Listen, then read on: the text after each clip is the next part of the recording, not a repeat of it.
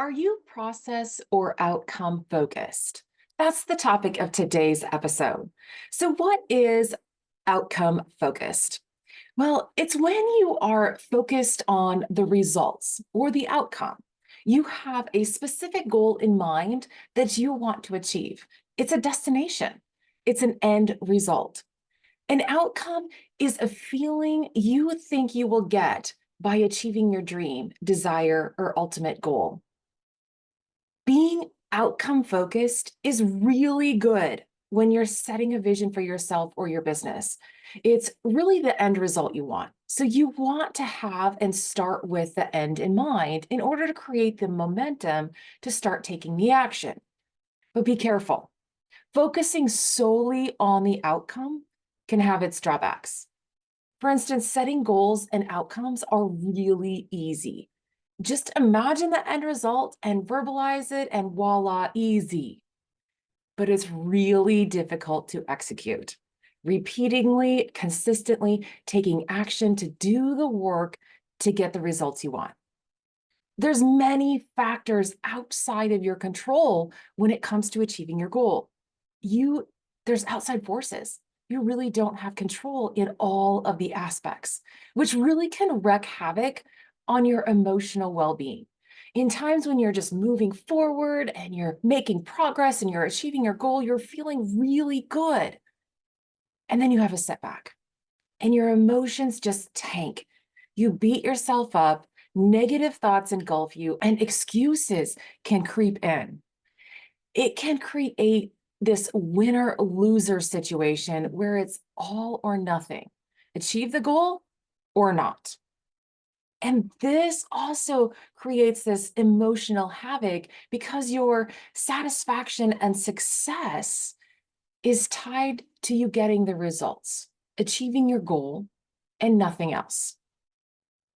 And it's really easy to say, I'll be happy when I get the promotion or when I lose 20 pounds or I did get my degree. And then when you do, you can feel this great sense of pride. But what happens if you don't achieve your goal? It can feel like a total failure, as success is only tied to the outcome if you define it that way. Either you get it or you don't. You win or you lose. Do this enough times, not achieving your end result or your outcome or the goal that you want, and you may start to become outcome dependent. This is when you link your emotions to your outcomes, which can lead you to playing small, setting goals that are too easy or that you're really not passionate about, and you avoid taking risks. You might have a hard time overcoming or navigating obstacles or setbacks, and you might easily give up. All of which defeats the purpose of setting goals, which is to stretch ourselves so that we can achieve our full potential. So if focusing solely on the outcome has its drawbacks, what else can you focus on? Focus on the process of achieving your goals and desires. The process of achieving them. So what does that mean? Being processed focus means focusing on the actions, the habits, and the systems that can help you achieve your goals. This is focusing on bettering your skills and techniques to become more efficient and effective at the things that will bring you success. It is doing the little things consistently over time by focusing on what is in your control, your thoughts and actions, and trying your best, giving your best effort in the moment and getting a little better each day, just 1% better, gaining that mastery over yourself, conquering your fears and your doubts. By focusing on the process, you are focusing on the gains you're making. You are looking back and seeing how far you've come, the progress that you're making. This gives you increased confidence and self-esteem as you are in the driver's seat. You are making the choices, putting in the consistent effort, and you're making progress. This creates a positive mindset and a state of mind that allows you to take risks and try new things. And even if you make a mistake or something doesn't go as you thought it would, you are okay with it because you took action. You learned something valuable that you can use in the future to course correct, to make adjustments, to try something new, try an experiment. This creates a more flexible outlook, and how you do it is not as important as you continually moving forward and making progress, trying things out, doing the little things. Success is achieved by all the effort you put into making a plan, acting on the plan, doing the little things, making progress, and moving forward towards achieving your goal. So let me give you an example in sports. My kids have been playing a lot of club basketball lately for the last 2 months, and I have seen a lot of good games, great moves, great strides and progress from the beginning of the season to now of the kids getting better. But I've also seen a lot of mistakes, a lot of missed opportunities, and not so great effort. So let's give an example of free throws in basketball. It's just the person, the ball, and the basket stopped without a contender. It's just the kid and the basket. So for this example, let's say Joe is the kid that's shooting 2 free throws with 2 seconds left of the game. Joe's team is down by 1 point. If he makes both free throws, his team wins the game. If he misses both, the other team wins the game and his team loses. What happens if Joe is focused on the outcome, focused on whether or not he makes his free throws? What could he be thinking? I just have to make this free throw. My team's depending on me. If I miss, everyone will be mad at me. I'll be the reason we lose. And he gets all tensed up. I have to make these free throws. I have to make these free throws. And he becomes really tense. And if we're tense and we're thinking, I have to do this, I have to do this, I can't miss, we'll lose if I don't make them, what might happen? He might actually miss those free throws.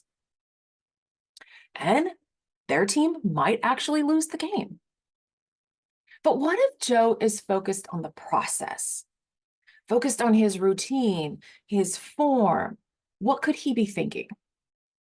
He could get the ball. He could take a deep breath. Okay, take a deep breath. All right, relax my shoulders. You'd be thinking about his form, like what is his routine? What is his form for shooting free throws? You might bend his knees. You might take the ball and bounce it a few times. You might focus on the rim. Take another deep breath. Exhale, shoot, follow through. All of those things might be going through his head. And what happens then? He might actually make his free throws because he's more relaxed. He's in his zone. He's focused just on the process of shooting a free throw, not the outcome of whether or not his team wins or loses. You see the difference? By focusing on the outcome, you can get really tense. And the likelihood of Joe missing his free throws with the added pressure that he puts on himself is very likely. But by focusing on the process, Joe focuses on his routine that he does every single time he shoots a free throw. He's not thinking about the outcome. He's thinking about the moment right now. What do I have to do right now? What is my routine right now? And the likelihood of him making that shot is higher than if he focuses on the outcome, especially the outcome of the game. If he does miss the shot, he's more likely then to focus on what he needs to do differently when he's in the process focused mode to increase the chance of him making the second free throw. So how can you apply that in your life?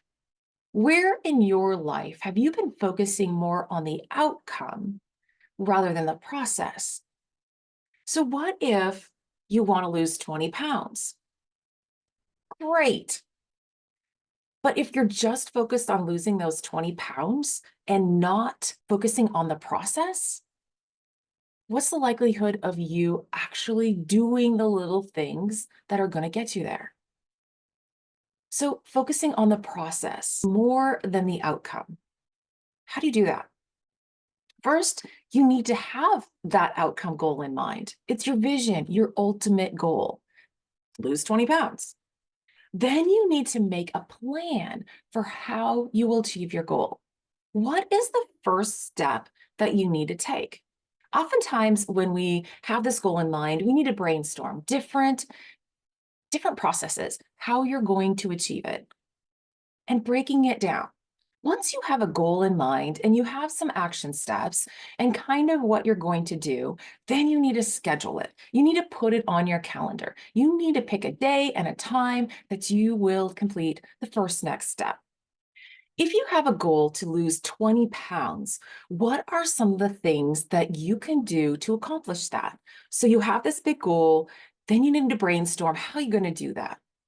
What are some ideas? You could exercise more. You could eat healthier. You could eat less sugar and bread. You can drink less calories from pop, energy drinks, or alcohol. Whatever you come up with for yourself, those are those little action steps.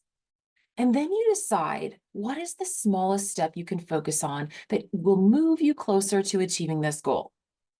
So if I were to have this goal, my tendency to get back on track is to eat less in general, but focusing on eating a green salad every day and limiting dessert to once a week is usually kind of where I start. For me, exercise is not that much of a problem. I probably could bump up the intensity level of it, but it's really in the eating department that I kind of get off track. So for me, my first steps would be maybe even to just track my food, but most likely I have it in my head. So I'm like, okay, am I eating a salad every day? That's where I would start. Where would you start? If you wanted to lose some weight, where would you start? Then you need to commit to your action. How many times a week are you going to do this? Maybe it's what time of the day are you going to do this activity or this action step? Could you stack it with another habit? For me, I eat 3 meals a day with an occasional snack. So I plan to eat my salad for lunch with some of my protein, like some chicken breast that I like. So, what is that step? And then when are you going to do it? This is the process that you need to go through in order to create an action plan for you to achieve the goal you want. And then it's really important to review your progress each day and even each week. This means tracking. Did you really do what you said you were going to do or not? And if not, then it's an opportunity to learn. Okay, I didn't have a salad for lunch today because I was out of salad greens and I didn't go to the grocery store before lunch. So I learned that I need to be better prepared. I need to have the ingredients on hand, or that I can go to the store after lunch and make sure I have that salad for supper. So then celebrate your success and what you learned. Success is also in learning. So celebrate that. What did you learn along this journey? Whatever it is, it's a win. It's a success. So when we learn, we get better. If we don't take the time to learn, if we don't take the time to review what got in the way, what went well, we're going to do the same thing over and over again, expecting different results. And that's actually the definition of insanity. The last thing to do is get a support network or an accountability partner. Your success in reaching your ultimate goal is very dependent on your ability to keep going when things get tough, when you want to quit, when you want to cheat, or when you want to cut corners. So this is where a friend or a network of people, even if you don't know them, can help. They will be there to support you, to encourage you, to get you out of bed in the morning, to refocus on your why you committed to this process in the first place. So you need both outcome and process goals to be successful. Outcome goals create the vision, and the process goals help you create the systems and the habits of consistent action to get you there. To quote Arthur Ashe, success is a journey, not a destination. The doing is often more important than the outcome. So start your journey to success one little step at a time. So have a great week and come back on Friday for another conversation with a great guest. This week, learn about resilience as a lifestyle with Michelle Dickinson. Have a great day.